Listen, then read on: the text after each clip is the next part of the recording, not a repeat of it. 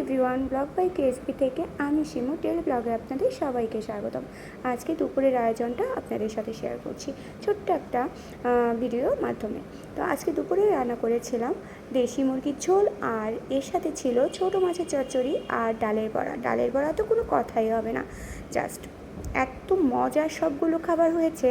আসলে আমি এই খাওয়ার পরেই তো আপনাদের সাথে ভিডিওটা শেয়ার করছি, তাই আমি বলছি আমার আজকে দুপুরে রান্নাগুলো সবগুলো মজা হয়েছিল। মাংস তরকারি বলেন, ছোটো মাছের চচ্চড়ি বলেন, সব কয়টা আইটেমই অনেক মজা হয়েছিল।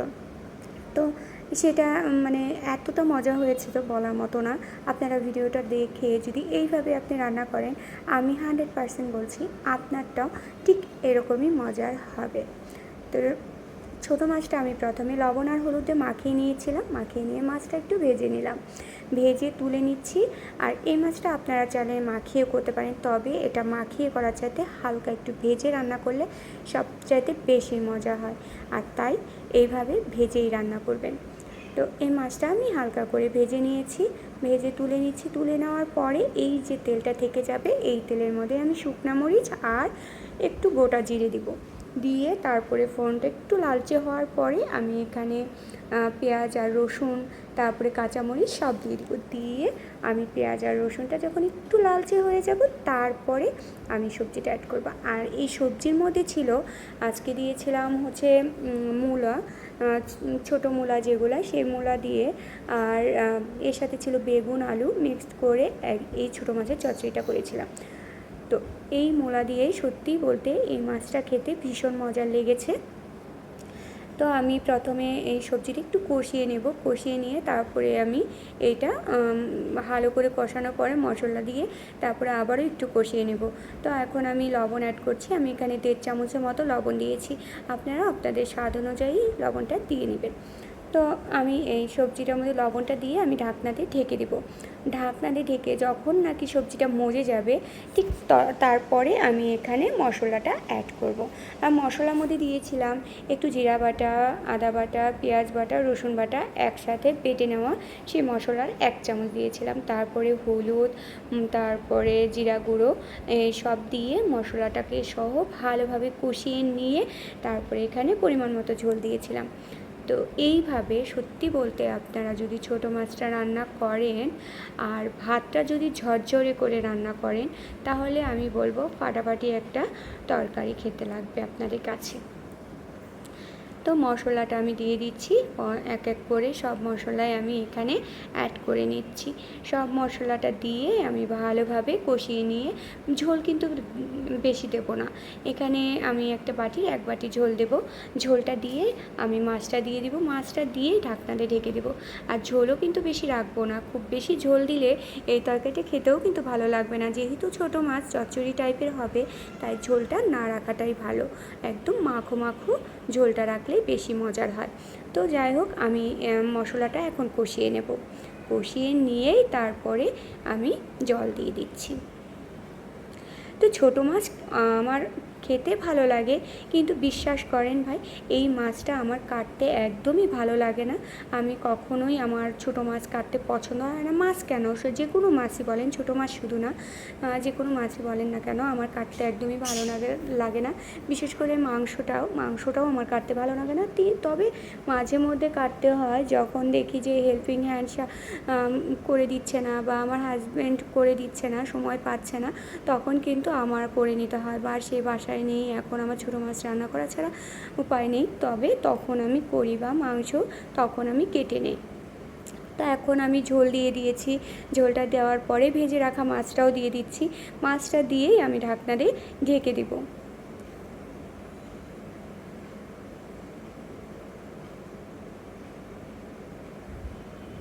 দেখতেই পাচ্ছেন যে ঝোলটা একদম মাছের গায়ের সাথে লাগা এরকম টাইপের ঝোলটা দিয়েছিলাম। আর এই যে প্রায় হয়ে আসছে, আমি আরেকটু ঢাকনা দিয়ে ঢেকে দেবো 5 মিনিটের জন্য। ঢাকনা দিয়ে ঢেকে আবারও আমি রান্না করে নেব, নিয়ে তারপরে নামিয়ে নেব। কী যে বলবো, এই ছোটো মাছের চচ্চড়িটা এতটাই মজার হয়েছে যে বলার বাইরে।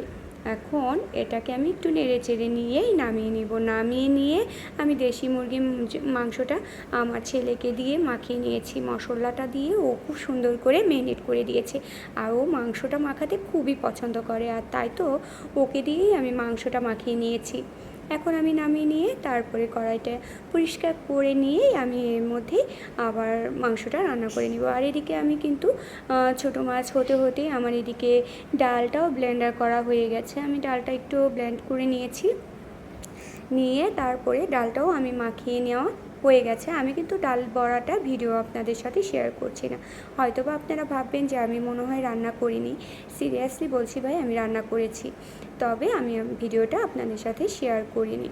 তো যাই হোক, এখন আমি মাংসটা রান্না করার জন্য একটু জিরা আর একটা শুকনো লঙ্কা দিয়ে দিলাম। দেওয়ার পরে যে অল্প একটু পেঁয়াজ আছে, সেই পেঁয়াজটাও আমি এখানে দিয়ে দিব।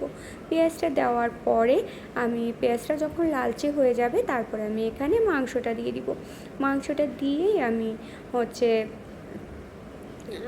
ঢাকনা দিয়ে ঢেকে দিব। আর এই মাংসটা একটু ঝাল ঝাল করেছিলাম, যেহেতু দেশি মুরগির ঝোল, আর একটু ঝাল না হলে খেতেও ভালো লাগে না রে ভাই, তাই একটু ঝাল দিয়েছিলাম। তো যাই হোক, আজকে আমি এখন আমি মাংসটা ভালোভাবে কষিয়ে নিয়ে আবার আমি এটা মানে ঝোল দিব। আজকে কিন্তু এই মাংসর ঝোলটা একটু পাতলাই রাখবো, যেহেতু দেশি মুরগির ঝোল, তাই একটু পাতলাই রেখেছি। আর দেশি মুরগিটাকে ঝোলটা একটু মানে ঝোল না হলে দেশি মুরগি খেতেও ভালো লাগে না।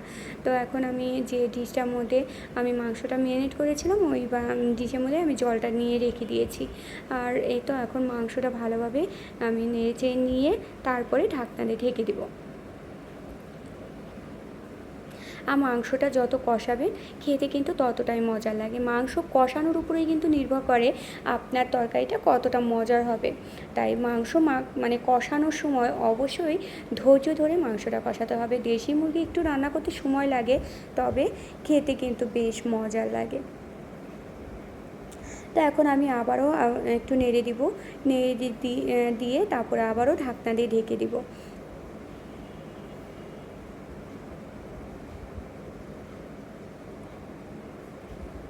আর এই কড়াইটা কিন্তু একদম নতুন, আজকেই আমি নতুন কড়াইটা মধ্যেই এই দেশি মুরগিটা রান্না করেছি। আমার হাজব্যান্ড আমার এই ভিডিও করার জন্য আমাকে কড়াইটা এনে দিয়েছে। আর হ্যাঁ, আমি কয়েকদিন ধরে ও বলছিল যে এই কড়াইটাতে রান্না করতে, তবে আমি ইচ্ছা করেই করিনি। তাই আজকে ভাবলাম যে না, যেহেতু মাংস আনছে আর দেশি মুরগি, তো এটার মধ্যেই না রান্না করে তাকে একটু দিই, তার খাবারটা একটু পছন্দ মতো হোক, মজার হোক। আর সেই কারণে কিন্তু এই সুন্দর কড়াইটার মধ্যেই আমি রান্না করেছি। আর এই কড়াইটা সত্যি বলতে অনেক ভালো। তো আমি আবার ঢাকনা দিয়ে ঢেকে দিব। ঢাকনা দিয়ে ঢেকে তারপরে এটা যখন ঝোলটা একদম শুকিয়ে যাবে, তখন একটু আবারও কষিয়ে টষিয়ে নিয়ে ঝোল দিয়ে দিব। ব্যাস, এইটা হয়ে গেল আজকে খুবই মজাদার। আর মানে কী বলবো, এত মজা, ঝাল ঝাল। আর অবশ্যই এই মাংসের সাথে কিন্তু গরম ভাত, আর এটার সাথে কিন্তু পোলাও খেতে ভালো লাগবে না, ভাত হলেই খেতে বেশি ভালো লাগবে। আর তাই তো আমি ঝরঝরা করে ভাতও রান্না করেছিলাম, একদম ঝরঝরা করে। আমার হাজব্যান্ড আবার ঝরঝরা ভাত খেতে পছন্দ করে, তাই তার জন্য আমি ঝরঝরা করেই ভাতটা রান্না করেছিলাম। তো ঝোলটা প্রায়ই শুকিয়ে আসছে, আর একটু শুকাবে, তারপরেই আমি এখানে ঝোলটা দিয়ে দিব। ওই যে বললাম না, মাংসটা যত ভালোভাবে কষাবে খেতে কিন্তু ততটাই মজার হবে। মাংস কষানোর উপরেই কিন্তু নির্ভর করে আপনার মাংস তরকারিটা কতটা মজা হবে। তাই তো মাংসটা ভালোভাবে কষিয়ে নিতে হবে। আর মাংস কষাতে মানে কষাতে যখন তেলটা ছেড়ে দিবে, ঠিক ওই মুহূর্তে জলটা দিয়ে দিব। আর হ্যাঁ, আমি কড়াই মানে মাংসর যে রেখেছিলাম ম্যারিনেট করে, ওই ডিশটার মধ্যে জল নিয়েছিলাম, আর তাই তো জলটা এরকম হলুদ লাগছিল। আর আমি ওর মধ্যে মানে খুন্তিটাও রেখেছিলাম, সেই কারণেই আপনাদের কাছে হয়তো বা মনে হতে পারে যে আমি জলটা এখানে পরিষ্কার দিইনি, কিন্তু না, এখানে ফ্রেশ পরিষ্কার জলটা দেওয়া হয়েছিল। আমি তরকারিটা নাড়াচাড়া করছিলাম, সেই খুন্তিটাই এবার ওই জলের মধ্যে রেখেছিলাম। আর ওই ডিশটার মধ্যে মাংসটা ম্যারিনেট করেছিলাম, তো তাই আমি ওই ডিশের মধ্যে জল নিয়ে নিয়েছিলাম। তো তো দেখুন না মাংসতে কতটা সুন্দর একটা তেল উঠে আসছে। আর সত্যি বলতে এরকমই তেল ছিল, আর মাংসটা সত্যিই খেতে বেশ ভালো হয়েছিল। আর হ্যাঁ, আমি এখানে মশলা মানে গরম মশলাটা থেতলে দিয়েছি, আমি কিন্তু এখানে বেটে দিইনি। একদম হামাদিস্তার মধ্যে নিয়ে আমি এলাচ, লবঙ্গ, দারচিনি এইগুলো নিয়ে আমি খুব সুন্দর করে থেতলে তারপরে এখানে দিয়েছি। আর এটার স্মেলটা মাংসের সাথে যখন মানে ছড়িয়ে গেছে, খেতে কিন্তু ততটাই মজা হয়েছিল। আর গন্ধটাও জাস্ট অসাধারণ, মানে কি বলবো, অনেক অনেক মজার হয়েছিল। আর গন্ধটাও খুব সুন্দর হয়েছিল। তা আমি যাতে ঢাকনা দিয়ে ঢেকে দিচ্ছি গন্ধটা যাতে নাই হয়, সেই কারণে ওই যে বলে না যে একটু গরম মশলা দিয়ে ঢাকনা দিয়ে ঢেকে দিলে গন্ধটা ঢাকনার ভিতরেই থেকে যাবে, বের হবে না, সেই কারণেই ঢাকনা দিয়ে ঢেকে দিয়েছিলাম। তো আজকে ভিডিওটা কেমন লাগলো বন্ধুরা, যদি ভালো লেগে থাকে তাহলে আমার চ্যানেলটা সাবস্ক্রাইব করে পাশে থাকবে, আর অবশ্যই তোমার বন্ধুদের মাঝে আমার চ্যানেলটা শেয়ার করে দেবে। ধন্যবাদ সবাইকে।